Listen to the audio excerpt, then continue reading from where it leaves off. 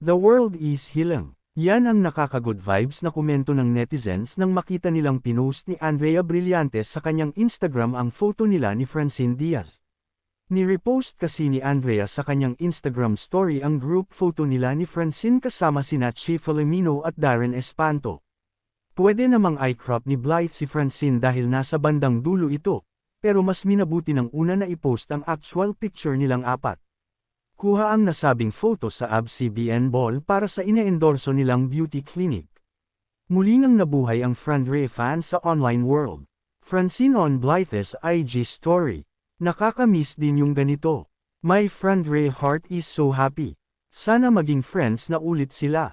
Sana mabuo ulit ang Gold Squad, ang grupo nina Blythe at Che noon.